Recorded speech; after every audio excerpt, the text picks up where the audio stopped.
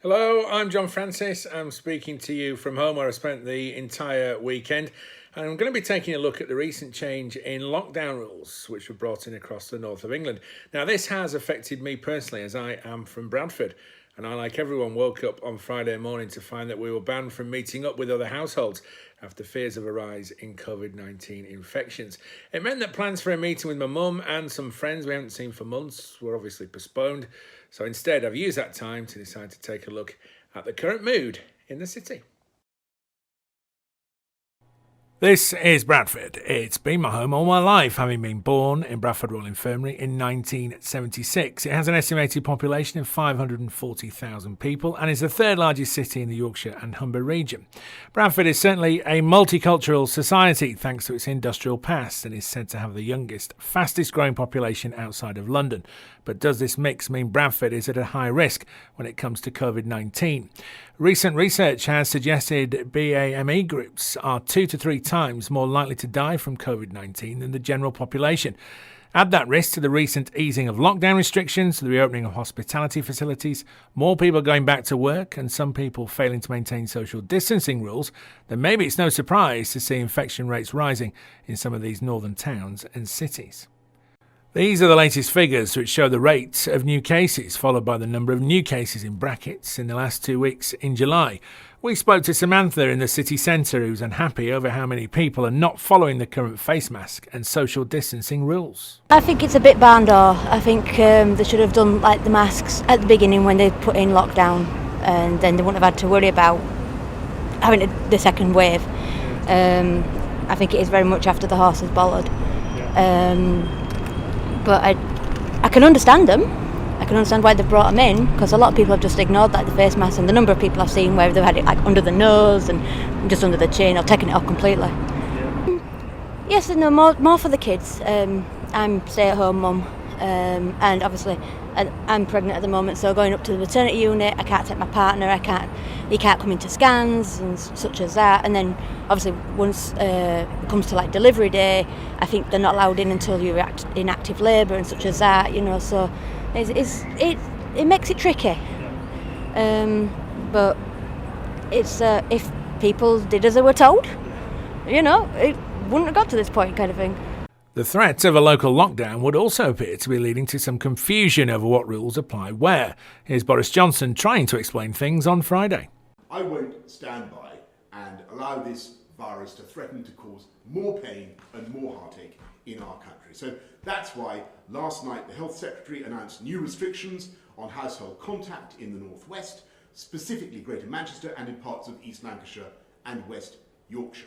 These are targeted measures on social contact between households, which the data tells us is driving the current increase in cases. Businesses and workplaces should continue as before in those areas. I know how hard it is to have restrictions like this imposed on seeing your family and your friends, but we have to act rapidly in order to protect those we love. There's also been criticism of the timing of the changes, with the rules announced at 9 p.m. on Thursday to come into effect at midnight on Friday.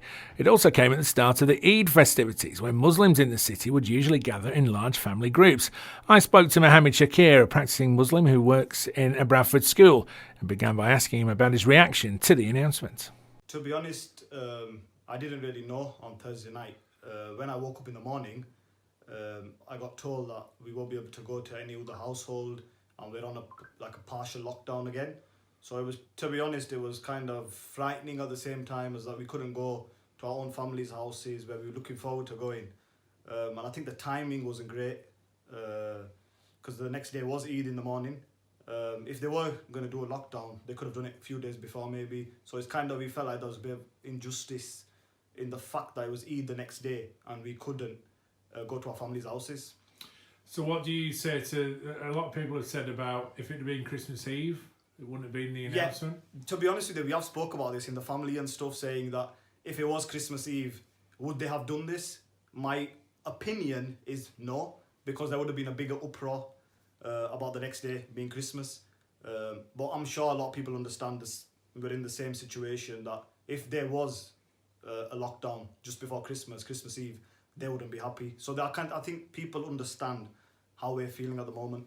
So what have you done to adapt to it then? What have you done to not get around it as such, but to still have the festivities that you try? To be honest with you, obviously we were allowed in the mosques, which was massive. We read our prayer with all the distance, all of my face mask and sanitizing and stuff. So that was good, because the last Eid there was no mosque. Mosques were closed. So in that sense, we were quite lucky that mosque was still open. Family wise, it's been tough because we've been really looking forward to going to each other's houses, and even though it's not like normal, you can't hug and stuff like that, but just the social distance in the houses or in the garden, with the weather being nice as well, so it would have been positive being outside in someone's garden. But with the obviously lockdown, it's been a bit all over the place, so we've had to just go with the flow really, and maybe go to a park or meet up somewhere else, but not houses. And how do you think the Muslim community generally in Bradford have dealt with this situation over the last few months? I think they've done well, considering we can't go to, because Asian families are quite big. We have got a lot of extended family which we see on a regular basis, but with all this lockdown stuff, I think they've done quite well. With the mosques not being open, that's been quite hard because we have our Friday prayers and stuff like that. Everyone's been at home and stuff, but I think they've done quite well. But I think the timing of the lockdown announcement wasn't great. And what about the fears about the research with the BAME communities being more at risk? How you cope with that with your family and friends? To be honest with you, with that coming out, I think it scared a lot of people, thinking that if they were to get, one person was to get in the family, I think they all would get it. So there have been times where people have been scared in the community in general, because their neighbour might have got it and they might have thought, we had contact with the neighbour whilst we were hanging our washing out or stuff like that. But I think at the same time, it's good that everyone's following the rules, sanitising all the time where they can, social distance, and now the masks have come back in for shopping and stuff like that. So that's been quite good. So I think in general, people have followed the rules. You will get some people that will not follow the rules whatsoever, but that's in every community. But I think generally they've done quite well. And just finally, you work in a school, don't you? So how are you feeling ahead of September? It's mixed emotions because I think the kids are missing out on a lot of education, but at the same time, it's the safety first.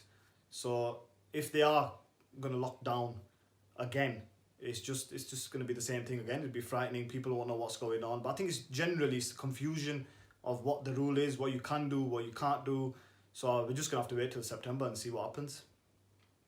Well, Bradford Council has urged people to stick to the guidelines, saying Bradford currently has the third highest COVID-19 testing rate of authorities in Yorkshire and the Humber, but they say it's the action of every resident that will be important in keeping infection rates low. So that was a brief snapshot into another change of lifestyle here in Bradford. I think there are genuine concerns about a rise in infections and also worries about whether everyone is complying with those latest guidelines. So please stick to the rules and stay safe, and we'll see what happens in the coming weeks.